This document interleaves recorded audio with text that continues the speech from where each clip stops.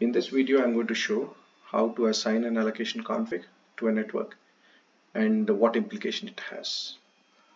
So in here, I've already created a network called Smithsol Oil Network, which has 5 oil wells and 2 dual-phase oil water tanks, uh, uh, which are essentially going to hold the inventory for these wells.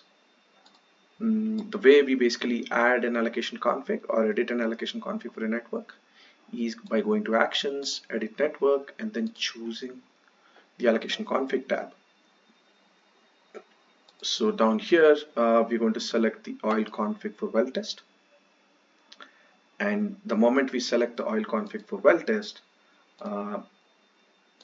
which was created earlier, you would notice that depending on which volume source types which we have selected and the reading types which have been selected as the sources of volumes on those object types, the allocation engine automatically identifies what are the potential volume sources for different dispositions enabled. Since we only have oil production enabled, it automatically identified the volume sources.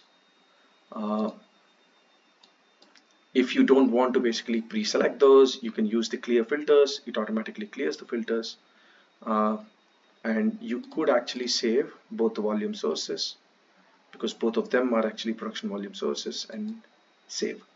When you are saving an allocation config assignment, the allocation engine or the allocation module lets you determine the version of the network.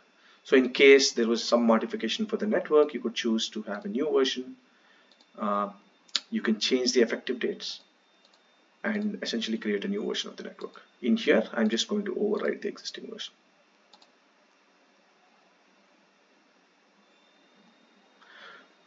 So once the allocation config is assigned, an easiest way to check if this allocation is working fine or not is to basically go back and run an allocation for the product and disposition.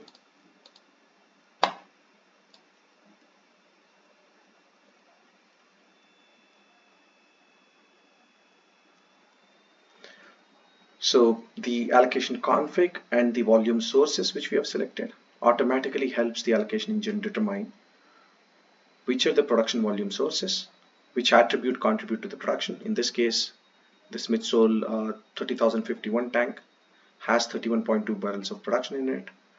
That production got allocated back to the wells by the allocation method which we already determined, which is well test.